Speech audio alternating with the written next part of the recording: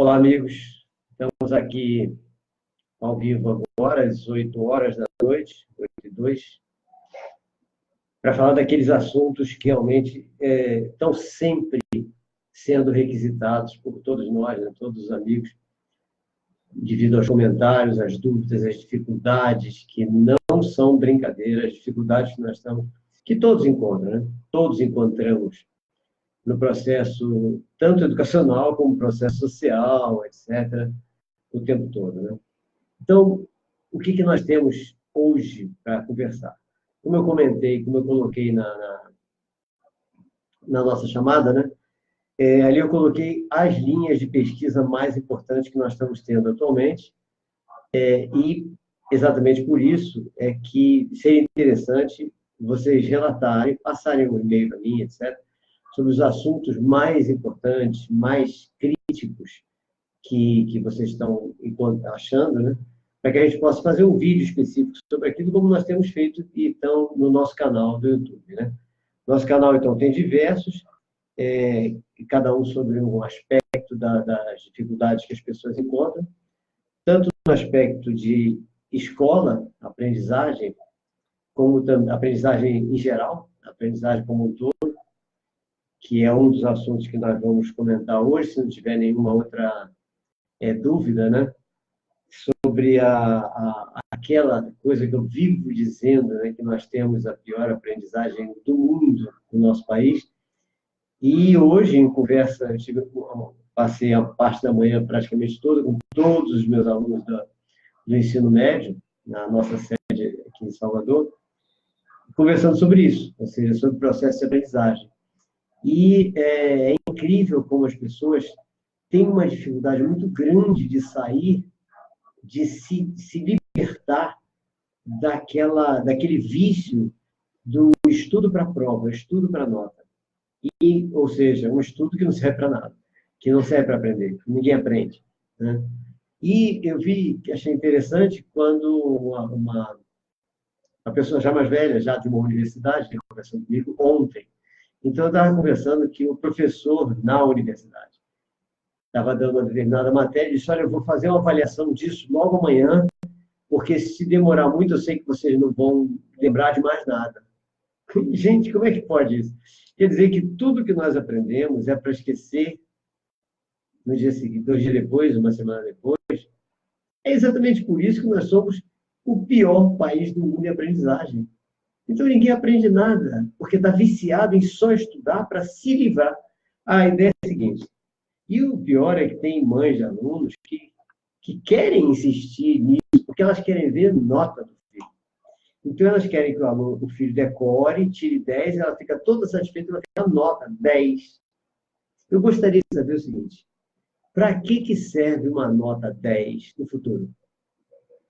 Será que na hora de ele arranjar um emprego, basta ele levar o boletim dele da escola com um monte de nota 10, que os caras do emprego vão aceitá-lo, ou eles vão precisar de conhecimento do aluno? Se precisar de nota, tá certo. Basta nota para entrar em algum lugar. Agora, se precisar de conhecimento, muda tudo. Na hora que precisar de conhecimento, tem que mostrar conhecimento, e não boletim com nota 10.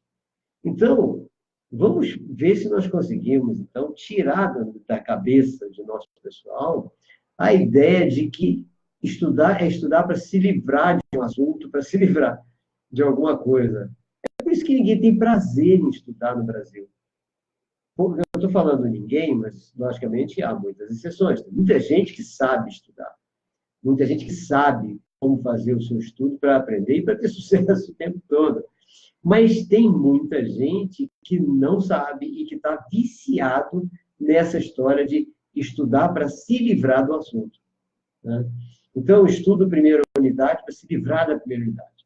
Se tiver uma nota baixa, a única preocupação do aluno, e dos pais também, por isso que o aluno se preocupa assim, é tentar tirar uma nota mais alta na unidade seguinte para compensar aquela nota baixa na primeira unidade.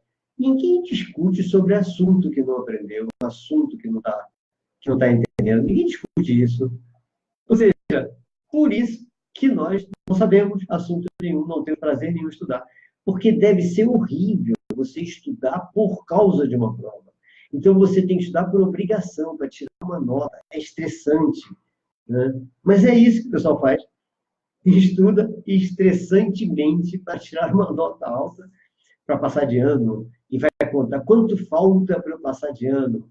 Nunca fala sobre assunto nenhum. Então, assunto é uma coisa proibida. A única coisa que se fala é nota. Então, gente, é simples demais. Vamos mudar. Então, hoje uma pergunta que uma das minhas alunas fez é: mas é muito difícil a gente mudar se nós já estamos acostumados a só estudar para a prova. Digo, eu sei que é difícil, mas nós temos que tentar, porque se não fizer isso, todo mundo vai ser burro eternamente. O sistema adora. O nosso sistema adora gente burra, não tem nem dúvida. Porque, logicamente, quanto mais gente burra, quanto mais gente sem saber, sem conhecimento, sem nada, mais o pessoal continua roubando adoidado, se reelegendo. Porque gente burra faz o quê? Reelege o cara que for mais bonito, mais charmoso, não sabe nem se o cara é ladrão, se não é, o cara que fez uma propaganda melhor, o cara que deu dinheiro para passagem para ele, o cara que pagou um lanche para ele.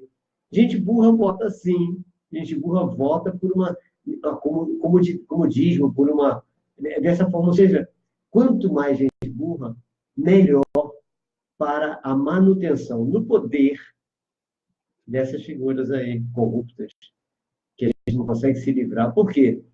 Porque se a nossa aprendizagem é assim, nós estamos com um monte de gente burra. Então, o que nós vamos fazer? Na hora de uma eleição, esse pessoal é a maioria. Porque ninguém aprende nada. Vamos mudar isso, não é? Ah, mas como é que eu vou fazer? Desde já, todo mundo. Não precisa ser aluno ainda, já não. Pode ser já adulto, já que está numa empresa. Vamos fazer esse processo de aprendizagem para o nosso dia a dia. Gente, é tão simples estudar pelo prazer de saber. Não é estudar para tirar nota para passar. Para vocês terem uma ideia, vamos refletir um pouco sobre a vida em geral. É o seguinte, se a gente para pensar mesmo, os dois alicerces da vida, os dois alicerces, as coisas mais importantes que existem na vida, são duas coisas que sustentam todo o restante que eu considero como complemento, tá? Para conseguir atingir felicidade, etc. Esses dois alicerces chamam-se amor e conhecimento. Tá? Se você tem amor de verdade e conhecimento, você consegue estruturar toda a sua vida em termos de felicidade, disso tudo. Por quê? Porque são dois alicerces que sustentam todo o nosso organismo e a psique. Ou seja, a soma, que é o organismo, e a psique, que é a mente, que é a parte psíquica, psicológica. Então, se essas duas coisas, amor e conhecimento, são as principais, vamos construir isso. E a construção do conhecimento se faz permanentemente todos os dias, desde o momento que a gente nasce até o momento que a gente morre. O tempo todo nós construímos mais e mais conhecimento. E quanto mais conhecimento nós construímos, mais felizes nós seremos capazes de ser. Por quê? A pessoa que sente que tem capacidade de entender todo o mundo à sua volta, tudo que o cerca, ela é feliz. A pessoa que percebe que não consegue entender as coisas em volta dela, que não tem essa capacidade de entendimento, não consegue ser feliz. Consegue ter alegrias temporárias. Né? O sistema nosso consumista, né? Ele leva todos nós a achar que as alegrias temporárias são felicidade. Que não é. Alegria temporária é alegria temporária, não é felicidade. Que é você comprar um monte de coisa para achar que você tem isso, tem aquilo outro. Isso é ledo engano, não leva a felicidade nenhuma. Então, o que nós temos que ter em mente, em primeiro lugar, amor e conhecimento. Pronto, amor e conhecimento. Como é que a gente vai, então, construir o conhecimento? Vamos falar do amor. Como é que a gente vai construir o conhecimento? Para construir o conhecimento, nós temos que construir o prazer de saber. Prazer de saber. E o prazer de saber precisa que a gente seja capaz de saber, capaz de memorizar, capaz de guardar na nossa memória consolidada aquilo que é importante para nós, ou que traz informações que nos fazem mais ligados ao mundo, que nos traz mais possibilidade de conversar com qualquer um sobre qualquer assunto, coisas assim. Né? E também de sermos cada vez melhores na nossa função, na nossa missão, no nosso trabalho, nas nossas atividades, essas coisas todas. Então, para isso, para ter esse prazer, nós não podemos jamais estudar por obrigação. E estudar para nota é estudar por obrigação. Estudar para prova é estudar por obrigação. Agora, estudar para saber é outra coisa completamente diferente. Então, vários alunos meus já viram que, às vezes, eu estou na minha sala, toco o telefone, eu atendo normalmente, e vamos que seja, de repente, é um colega que está fazendo uma pesquisa e que chegou a alguma conclusão sobre um assunto e que quer relatar a conclusão que ele chegou, que vai ajudar nas minhas pesquisas, nas pesquisas de outros colegas, etc. Imediatamente eu passo o telefone para outra mão, para a esquerda, já que eu sou destro, pego um caderno, abro o caderno, pego a caneta e agora fale. Aí ele vai falando e eu vou anotando. Por que eu vou anotando? Porque toda vez que nós estamos assistindo uma aula, conversando com alguém sobre um assunto que nós precisamos aprender, tá? Que é a mesma coisa que assistir uma aula, assistindo uma palestra, tá? Assistindo uma videoaula qualquer. Se nós estivermos escrevendo mesmo, com caneta, não é escrevendo digitando no computador, escrevendo, tá?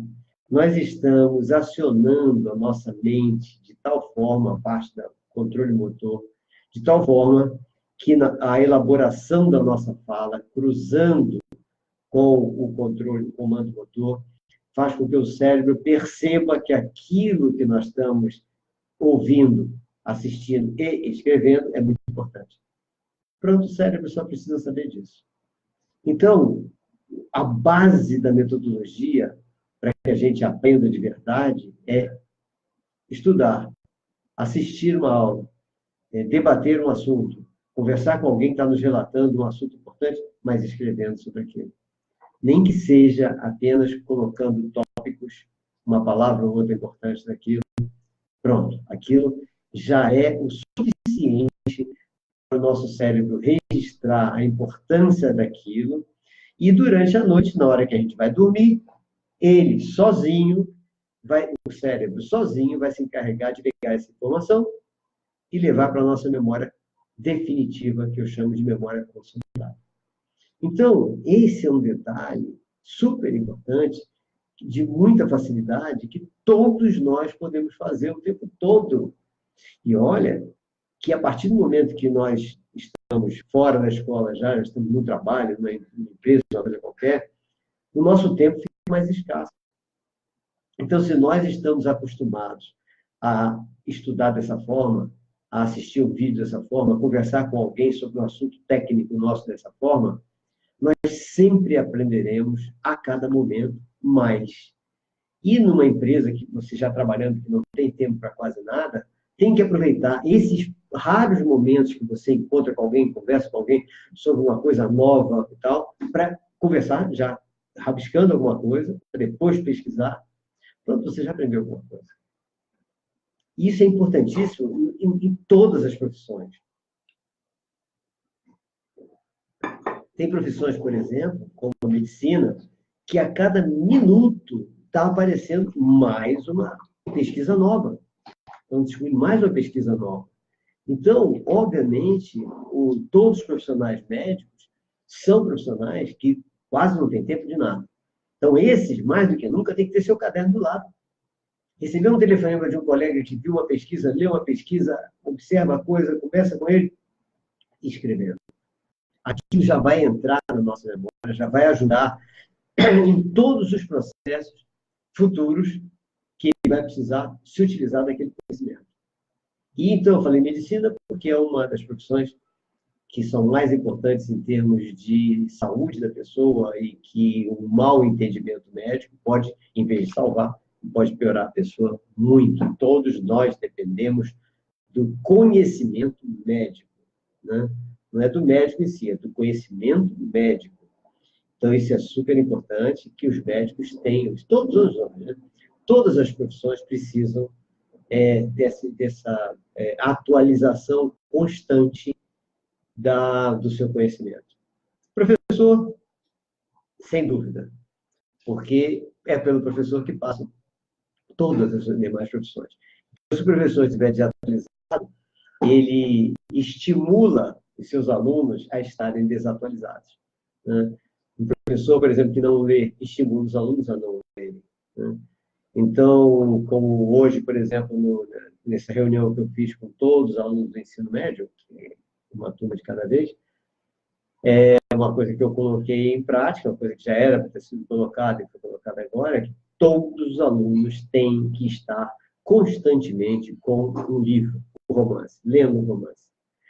Isso aí é tão importante, porque isso é o que ajuda na nossa linguagem, na construção das frases, no raciocínio, na criatividade e no conhecimento da literatura, que vai ser importantíssimo para o Enem, para os vestibulares, etc.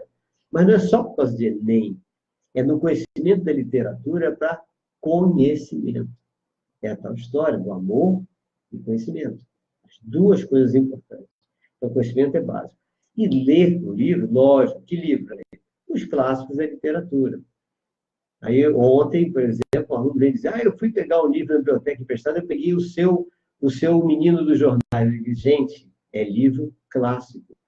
Para o meu menino dos jornais lerem, eu tenho que, no mínimo, estar morto, porque não pode ser um autor vivo ainda. Poucos autores vivos têm esse cartaz todo, né?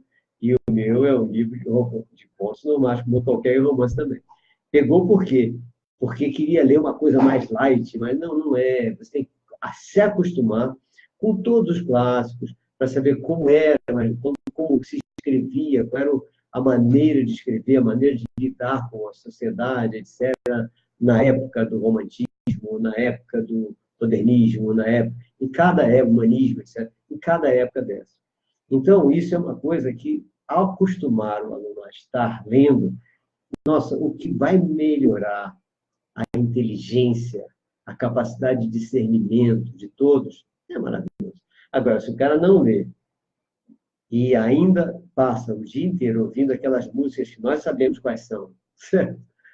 Nesses bairros periféricos todos, esse não vai a lugar nenhum.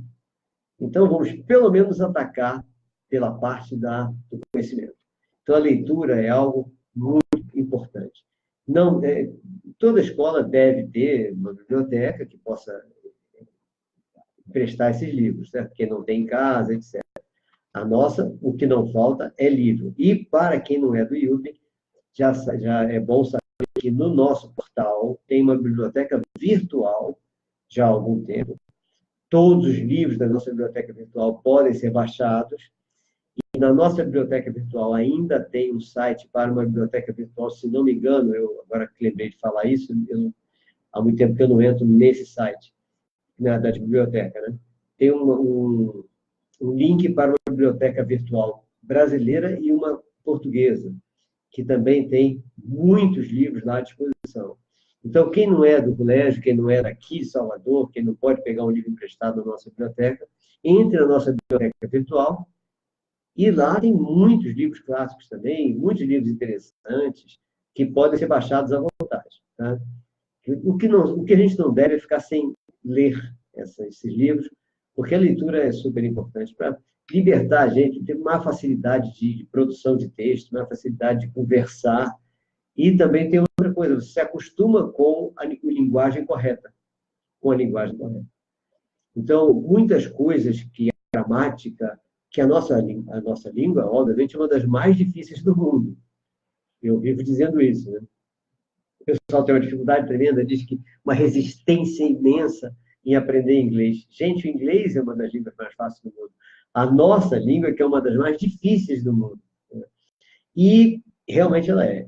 Então, a leitura faz com que todos aqueles elementos gramaticais, aquelas regras gramaticais, passem a fazer parte do nosso dia a dia, da nossa fala do dia a dia. E, obviamente, acaba fazendo parte da nossa escrita do dia a dia. Fica muito mais fácil. Você fica com pouquíssimas dúvidas em relação a como se escreve isso, como se escreve aquilo. Porque você está lendo todo dia um clássico da literatura fantástico. Então, aquilo acaba acostumando a gente a um português correto, a uma linguagem correta.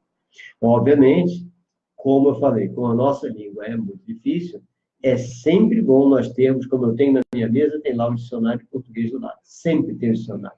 Ah, mas eu entro no Google, não é para entrar no Google. Olhe lá, tem o dicionário. É bom se acostumar a ver no dicionário como se escreve tal palavra. Conhece com Z, com dois S, com C cedilha. É muito importante pesquisar. E isso para que nós possamos, então, escrever corretamente. Lógico, não? Porque muitas vezes o pessoal entra no Word, por exemplo, e o Word tem o corretor automático. Sim, esse corretor automático muitas vezes corrige errado.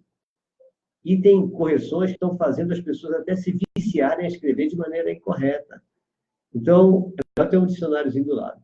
Então, o que nós estamos conversando é sobre a aprendizagem. Né? A aprendizagem para que ela seja mais fácil possível, para que a gente possa aprender sem esforço nenhum, sem nenhum estresse e pelo prazer de aprender, para desenvolvermos em nós as bases da sustentação da nossa felicidade, que são o que nós estamos falando, conhecimento.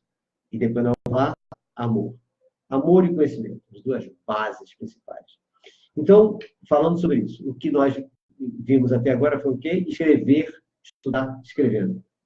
Estudar, escrevendo. Assistir um vídeo aula, escrevendo. Conversar com alguém que está contando alguma coisa para a gente, escrevendo. Escrevendo é a base, é o principal. Tá? Outro detalhe. Se escrevendo é o principal, exatamente para que o cérebro faça leve para a memória definitiva, sozinho durante o sono, olha o sono aí, importante. Então, nós temos vídeos sobre isso, mas já que eu estou falando de aprendizagem, vamos falar sobre o sono. Gente, a coisa mais importante que existe para que o nosso soma, que é o organismo, nossa psique, que é a nossa mente, funcione corretamente, é o período do sono. O período do sono, ele tem funções imprescindíveis para nós. Né? Então, o período do sono tem que ser respeitado. E esse respeito ao período do sono tem que começar com a hora de dormir. E também ver como vai se dormir. Em que ambiente você vai dormir. Quem puder escolher um ambiente escuro, tem gente que tem medo.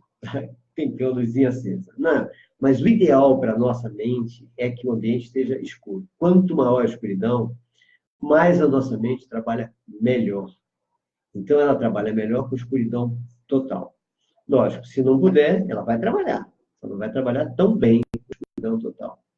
Outra coisa que a nossa mente precisa para trabalhar bem é não ter equipamento eletrônico ligado por perto.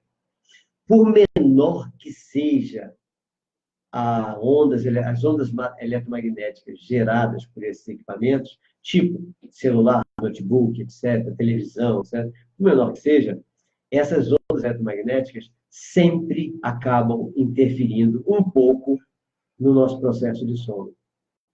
Então, para que a gente tenha uma noite que seja mais eficaz possível em termos de aprendizagem, ou seja, para que a gente não jogue fora tudo o que estudou, que viu, que aprendeu no dia a dia ou em aula, etc., naquele dia, vamos então respeitar o sono para que ele realmente cumpra a sua finalidade principal.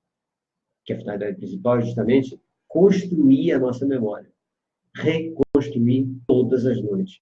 Todas as noites, a nossa memória principal, definitiva, consolidada, ela é reorganizada. E essa reorganização dá um trabalho danado ao nosso cérebro. Então, por isso que a gente precisa de 6, 7, 8, 9 horas de sono, dependendo da idade da gente. Tá? O adolescente, que é quem mais eu estou lidando atualmente aqui no IUP, né? Mas as crianças crianças mais novas que estão nos outros colégios, e agora em Seabra, já foi aberta uma creche de ex-alunas minhas, e que eu estarei, assim que eu estiver em Seabra, vou visitar, para a gente tentar implantar lá a metodologia de desenvolvimento intelectual dos bebezinhos. Tá? Se tiver a parte de creche, tem creche. Educação infantil com creche. Então, aí também tem os outros colégios que tem essa parte, que também é importante. Ou seja, cada parte dessa, cada fase dessa, precisa de um período de sono diferente. O bebê precisa de muito sono. Às vezes, 20 horas dormindo, etc. E o adolescente precisa de aproximadamente 8 horas de sono. Tá? No mínimo 6, 7 horas. E 8 horas seria o ideal de sono. Então, é bom respeitar a hora de dormir para que essas horas de sono existam. Porque quanto menos horas de sono o adolescente tiver, maior será o esforço do cérebro para levar toda a memória que precisa ser guardada definitivamente para a área correta, para reorganizar o cérebro. Então, é importante que a gente tente, o máximo possível, reservar um período de sono suficiente para que o cérebro possa trabalhar com tranquilidade. E esse período são 6, 7 horas, 8 horas, que é o ideal. Quanto mais velha a pessoa fica, vai precisando de menos horas de sono. Mas essas horas de sono não devem ficar menos do que 5 horas, que já é estressante. Já começa a ser estressante, já não tem possibilidade de consolidar tanto a memória e já acaba diminuindo a possibilidade da recuperação da energia, e isso é muito ruim para todo mundo. Né? Então, o sono, vamos respeitar. Respeitar do sono, tranquilo. E isso significa dormir o quê? Se tem que acordar às 6, dorme às 10. Se tem que acordar às 5, tem que dormir às 9, 9h30, no máximo. Então, é organizar o tempo. Agora, quem estuda de noite é o grande problema. Chegou em casa 10h30 da noite. Tá? Então, obviamente, como é sempre bom dar uma lida, pelo menos, nas coisas antes de dormir, naquilo que foi estudado, e vai acabar tendo que dormir meia-noite, meia-noite e meia, 1h, é complicado esse negócio do estudo à noite. Tá? Mas é o jeito. É dormir e reservar um período para poder acordar um pouquinho mais tarde, para dar tempo ao cérebro dele se reorganizar com tranquilidade. Agora, em relação a isso também, se você não tem mesmo tempo de dormir aquelas horas todas necessárias, pelo menos, ao dormir, conscientize-se da hora que você vai precisar acordar. Então, diga para si mesmo, eu vou acordar, vou ter que acordar às 6 horas, 7 horas, 6h30, 5h30, sei lá, para que o cérebro se organize de maneira a todo o processo de sono seja realizado no período que você vai ter para dormir. Então, você se organizando, falando para o cérebro na hora que vai acordar, o seu cérebro lhe acorda 1 minuto antes do despertador, se por acaso você tiver colocado o despertador naquele horário, que o nosso relógio biológico é o mais perfeito relógio que existe. Né? É relógio natural e ele é o mais perfeito que existe. Então, para a aprendizagem, o importante é isso, ou seja, estudar escrevendo, para você estudar pelo prazer de aprender, de conhecer, de ter conhecimento. E eliminar essa história de estudar pela obrigação de ter uma nota, pela obrigação de passar numa prova. Se você estuda pelo prazer do conhecimento, obviamente, a prova que vier, você traça. Porque você está sabendo, você não decorou, você sabe, é bem diferente. Lógico que, como uma das minhas alunas comentou hoje, é difícil a pessoa conseguir se libertar de um modelo de estudo desse terrível, que é estudar para se livrar da matéria, para um modelo de estudo que é estudar para o prazer de aprender. Mas temos que fazer, porque só assim a gente tira o Brasil do último lugar em aprendizagem no mundo. Né? E nós temos que fazer isso. A outra aspecto em relação à aprendizagem mais específica é a aprendizagem inclusiva. O que é a aprendizagem inclusiva? É a aprendizagem incluindo os alunos que têm dificuldades, diversas dificuldades de aprendizagem. Então, obviamente, isso é uma coisa que tantos alunos que têm dificuldade, como os pais desses alunos, e principalmente os professores desses alunos, têm que estar conscientes de que se alguém tem alguma dificuldade, nós não podemos jamais ultrapassar essa linha da dificuldade, porque ele vai ficar perdido e vai desistir de estudar. Então, é importantíssimo que todos estejam conscientes de que a dificuldade exige que nós façamos algum processo para descobrir o ponto de entendimento de cada aluno que tem qualquer tipo de dificuldade. Não estou falando de qualquer tipo de dificuldade. Dificuldade de aprendizagem. Então, pode ser um aluno que seja com tudo e dificuldade em uma matéria apenas. Aquela matéria, nós temos que descobrir o ponto de entendimento para que ele possa aprender a partir dali. Então, a aprendizagem inclusiva não é exclusivamente a aprendizagem de alunos com deficiências, com transtornos, com síndromes. Não, a aprendizagem inclusiva é uma aprendizagem que deveria ser para todas as turmas, todos os alunos, sejam eles, tenham eles necessidades educacionais específicas ou não. Basta ter uma dificuldade em alguma matéria que esse aluno tem que ser olhado como um aluno que precisa ser descoberto o seu ponto de entendimento para que ele, a partir dali, venha desenvolvendo o seu conhecimento naquele assunto. Se nós fizermos isso, nós não vamos ter alunos que vão passar por passar, que vão ser passados. Né? Passar pescando, colando, né? Passar preparando colas, né? Para na hora da prova ver ou sustentar o lado do colega que sabe, e continuar sem saber nada. Isso, além de ser ruim, porque ele não vai construir conhecimento, é ruim porque vai construir uma pessoa com autoestima baixa, que vai se sentir inferiorizado em relação aos outros. Então, a aprendizagem, quando a gente parte para a aprendizagem inclusiva, é muito importante que a gente veja o seguinte: todas as salas, todas as famílias, todos os nossos amigos sempre têm alguma, todos nós temos alguma dificuldade de aprendizagem em alguma coisa.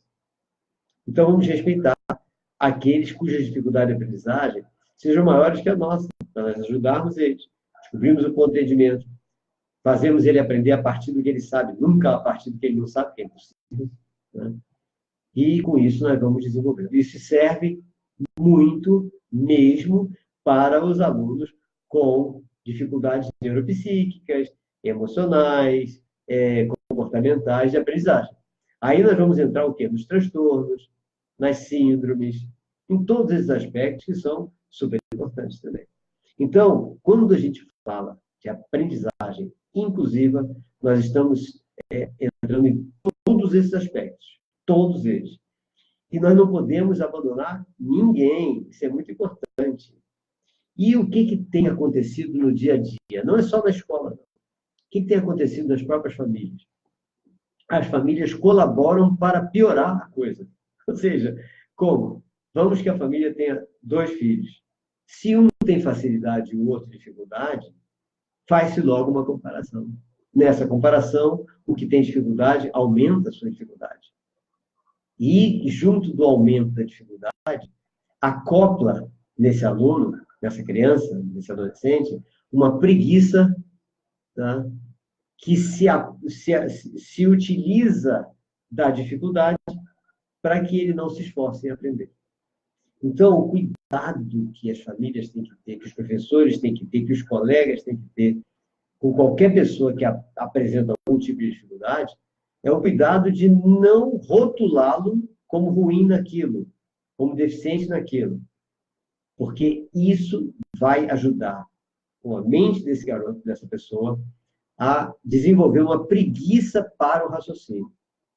Eu tenho visto isso constantemente. Então, isso é uma coisa que nós temos que tomar bastante cuidado para nós não sermos os culpados ou os responsáveis, né, pela redução da capacidade de entendimento de um colega nosso, de um filho nosso, de um aluno nosso, coisas assim. Tá? Então, essa é a parte da aprendizagem inclusiva. Como é que nós, numa sala de aula, podemos garantir que todos os alunos aprendam. Aí a gente já entra no outro aspecto, que nós temos um vídeo anterior, da semana passada. Tivemos uma live até na sexta-feira, extra, sobre isso, que é a metodologia de dinâmica grupal e escola invertida. Essa metodologia, que é a que o Wilton usa, e que muitas cidades hoje, muitas escolas de diversas cidades já estão usando, no Rio Grande do Sul, São Paulo, no estado do Rio, no Pará, que foi o último local que nós fomos, né? Na cidade de Bichuna, na cidade de Aurora, e vários professores de outras cidades estavam lá, que já estão usando também, que é a metodologia dinâmica grupal. Eu digo dinâmica grupal e escola invertida, porque a dinâmica grupal sutilmente leva o aluno a desenvolver o método da escola invertida. Porque na dinâmica grupal, ele estuda praticamente sozinho, embora o professor esteja sentado com ele em determinados momentos, no grupo dele, mas ele está desenvolvendo aquilo sozinho. E são vários grupos desenvolvendo um estudo dirigido, e, obviamente, cada vez eles acabam competindo. Quem acha primeiro isso, aquilo, eles acabam sendo levados a estudar na véspera, ou ler na véspera, o assunto que vai ser dado no dia seguinte, para ele ter o resultado mais eficaz, mais rápido, etc.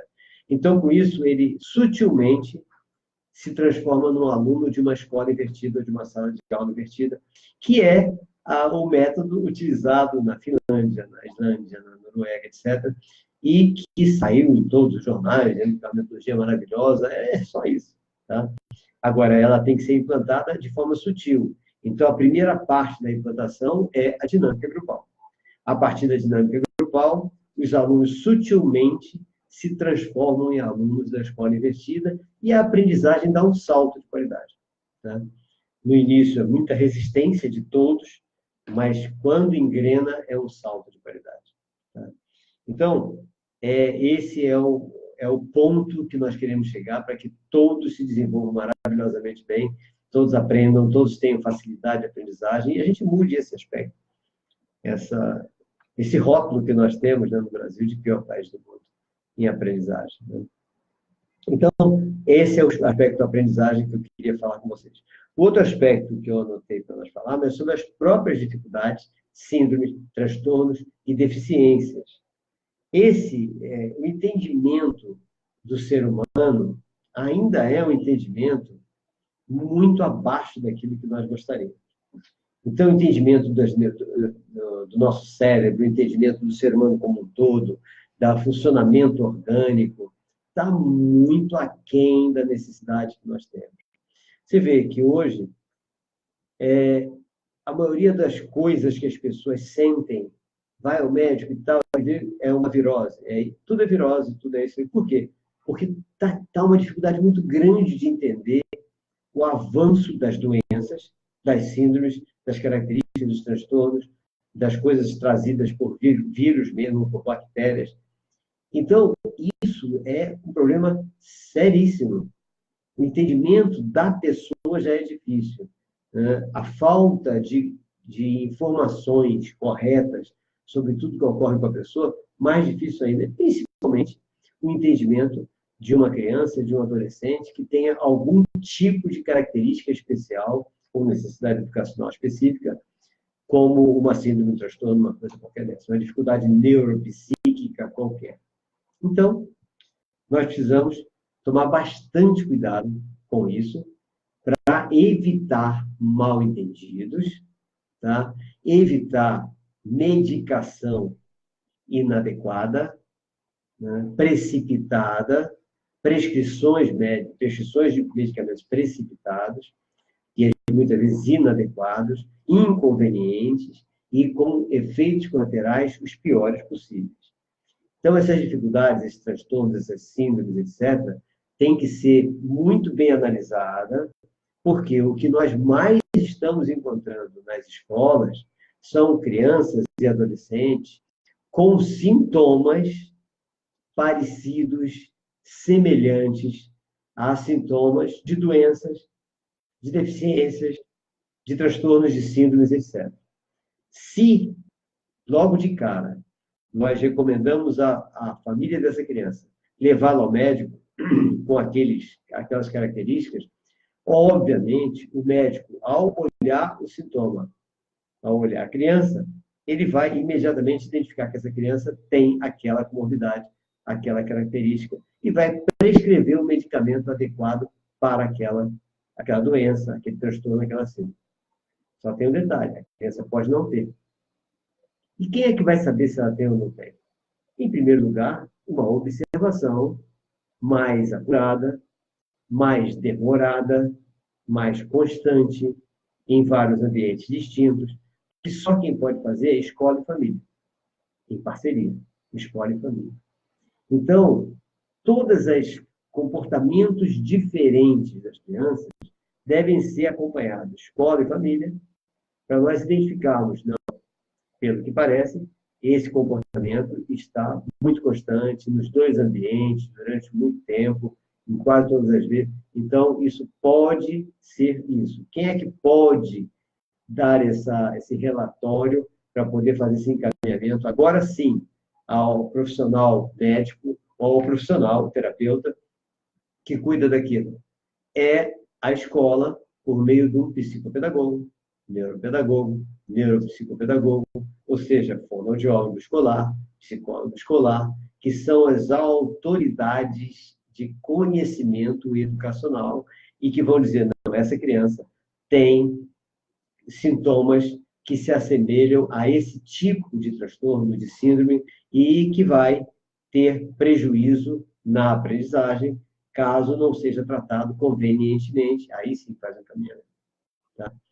Esses mesmos profissionais é que vão, além de encaminhar para a terapia correta, tá? Encaminham também para o atendimento educacional especializado. Esses mesmos profissionais, que são os profissionais que estão acompanhando a criança, que entendem de educação, que entendem do desenvolvimento da personalidade da criança, porque eles estudam isso, e sabem quais são as características que são normais na criança daquela idade e quais são as características que não deveriam estar ali na criança daquela idade. Então, o encaminhamento deve ser uma coisa muito séria, muito cuidadosa, para que nós não façamos encaminhamentos incorretos e que acabem trazendo um prejuízo muito grande para o desenvolvimento dessa criança. Já tive exemplos claros. Por exemplo, criança entre 3 e 7 anos de idade, nessa fase, aos 3 aos 7 anos, o que está acontecendo com o cérebro dessa criança? Essa criança está desenvolvendo, está formatando redes neurais, que são redes responsáveis pela inteligência interpessoal. Então, ela está precisando o quê? Falar com alguém, dar ordem, receber ordens, brigar com alguém, correr atrás, coisas assim. Se essa criança é muito inibida, ela possivelmente não vai conseguir fazer isso e não vai desenvolver corretamente essas redes neurais da inteligência interpessoal. Então, o que o cérebro dessa criança faz?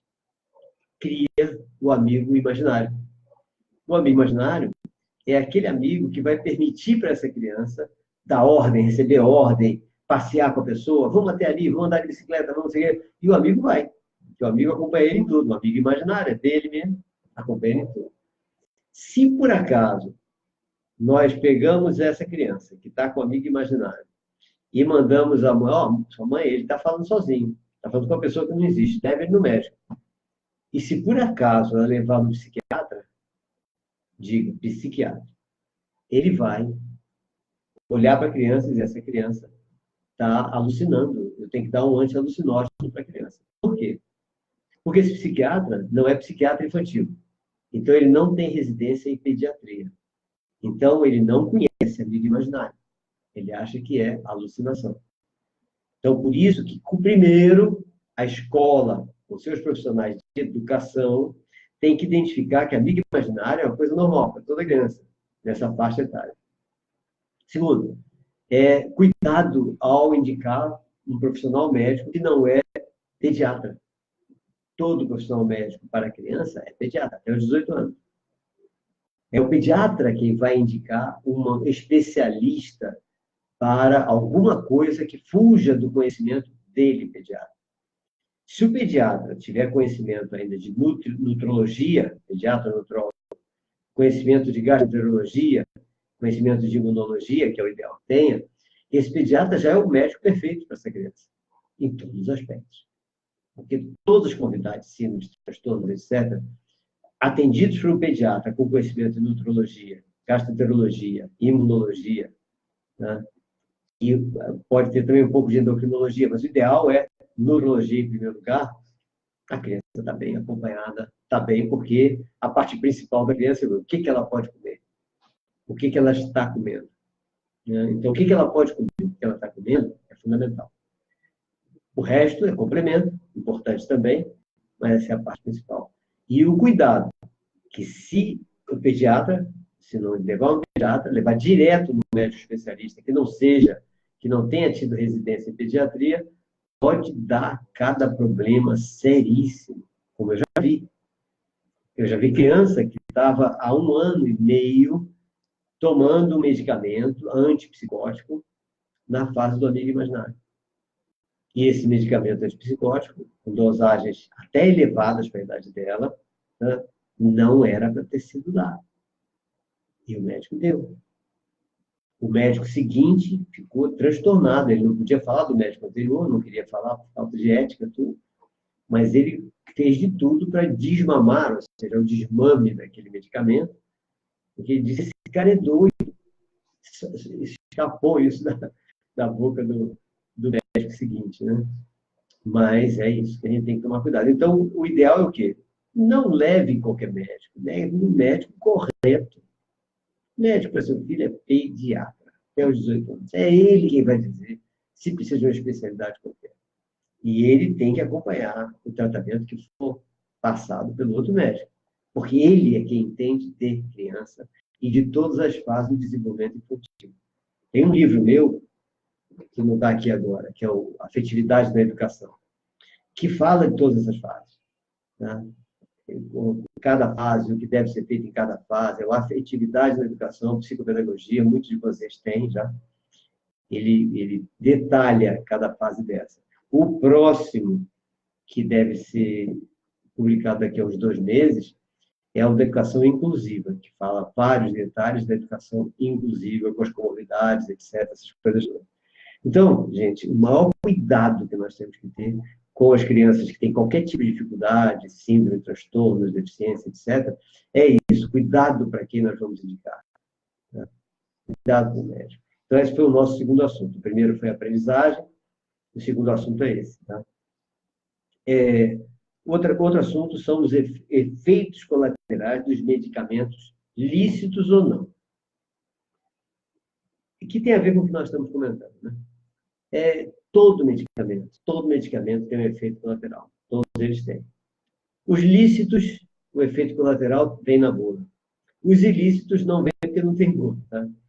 Então, eu não vou falar o nome dos ilícitos, porque toda vez que eu falo esse nome, o Google vai e tenta me tirar do ar. Eu não sei, tanta gente fala besteira e eu não entendo por que e o YouTube também. O Google não, o YouTube. Então, os medicamentos, todo medicamento tem efeito colateral. A desvantagem do ilícito é que não tem bula, como eu falei, você não sabe qual é o efeito colateral, mas tem, todos têm. Né? E é até bom chamar de medicamento, dos ilícitos, para todo mundo saber que eu não estou falando mal de nada. Tá? Mas eu estou falando que medicamento tomado sem necessidade, a única coisa que vai acontecer com a gente é o efeito colateral super negativo no nosso organismo. Então, o que acontece?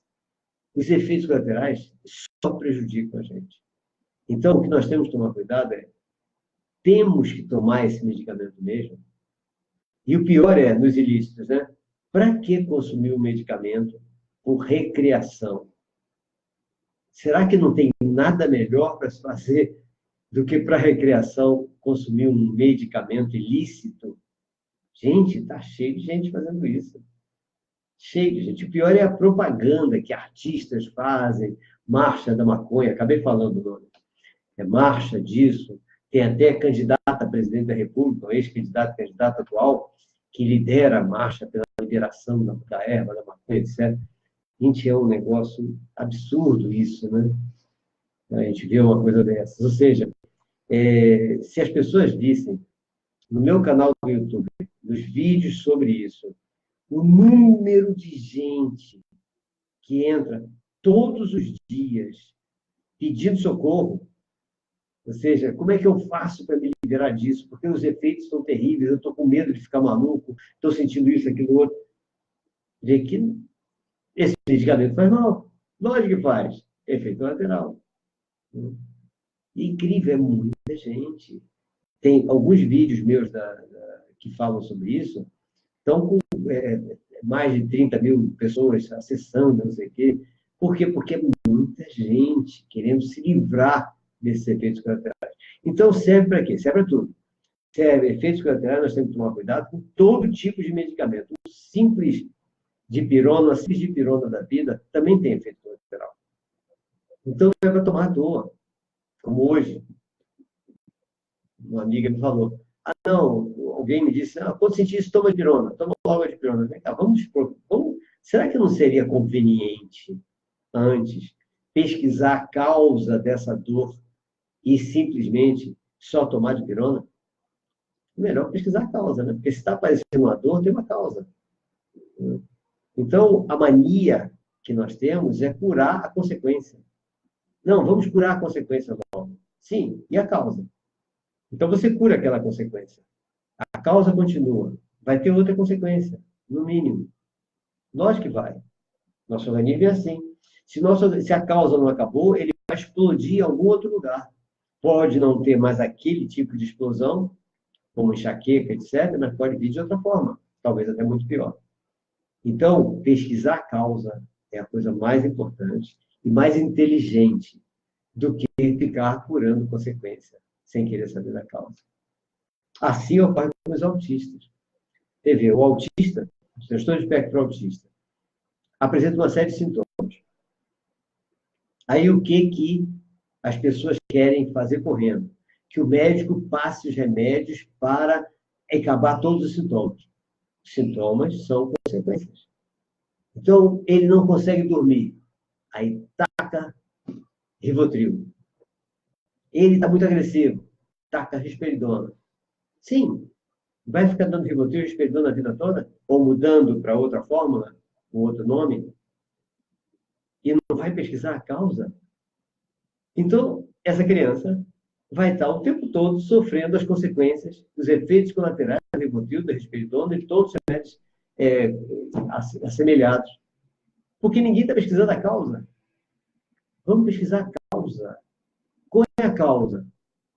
Vamos fazer um exame clínico rigoroso para tentar descobrir como está o nível de vitaminas dessa criança. Será que ela está com o nível de vitaminas correto? Será que ela não está com baixo nível de ômega 3? Corrija, que já diminui alguns sintomas. Como é que está a flora intestinal dessa criança? Está correta a flora? Ou está apresentando alguns sinais de algumas infecções por fungos, como, por exemplo, a candidíase? Se tiver, vamos corrigir. Já reduziu mais alguma coisa. Tá? Como é que está o nível de metais pesados no organismo dessa criança? Se ela está comendo muita comida com conservantes, está com metais pesados. Se ela veio de uma batelada de vacinas, está com metais pesados. Tá? Então, vamos corrigir os metais pesados. Como é que está a tireoide dessa criança? Se tiver algum problema, vamos tentar corrigir.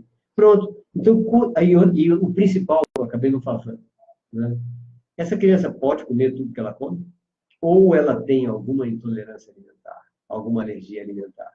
Então, se a gente descobrir qual é a alergia alimentar ou a intolerância alimentar, nós fazemos uma dieta com essa criança e reduz mais uma causa que é a principal de todas. Com isso, esse autista, cuja cura ainda não existe, reduzirá todos os seus sintomas e será possível o seu desenvolvimento, a sua educação, o desenvolvimento das suas habilidades e competências para ser autônomo um dia, e a sua socialização ficará muito mais facilitada.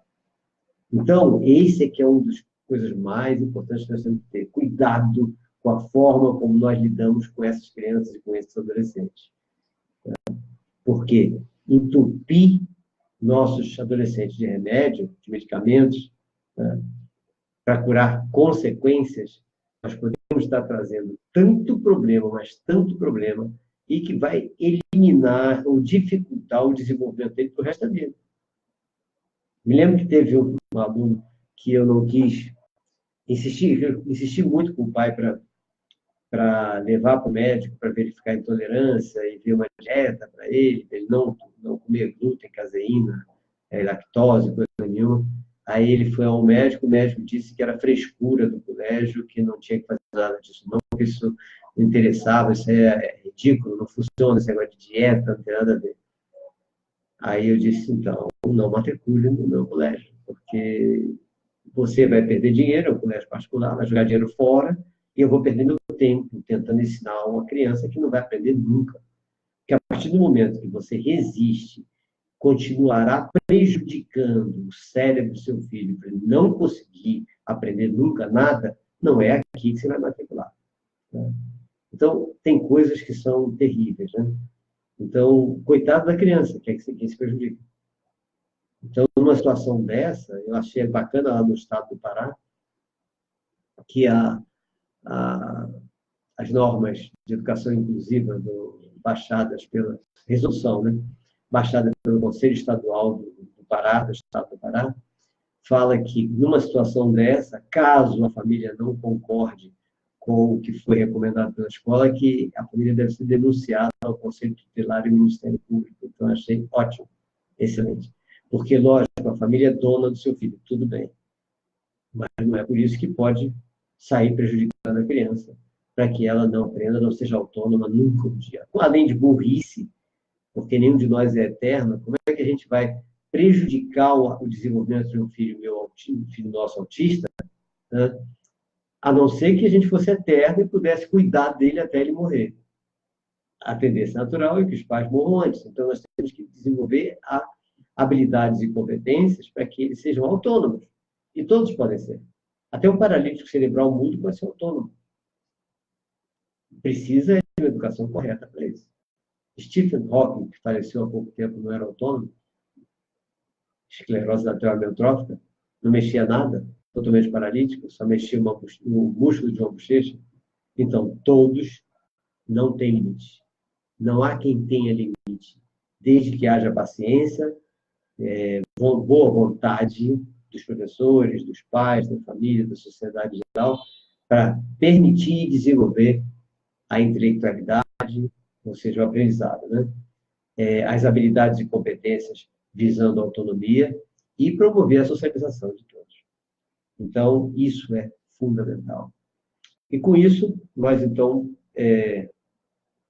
encerramos, lembrando apenas que agora, a partir de junho, né, nós vamos fazer uma tour de cursos, nós vamos começar vários cursos de extensão, que a gente vai divulgar, será sobre autismo, inclusive, um deles, sobre aprendizagem, sobre metodologias inclusivas e algumas específicas da área de psicologia e psicanálise, mas nós vamos divulgando. Então, nós vamos fazer daqui de Salvador para o sul, no sul da Bahia, depois vamos entrar na Espírito Santo, Rio de Janeiro. Do Rio de Janeiro vamos para São Paulo,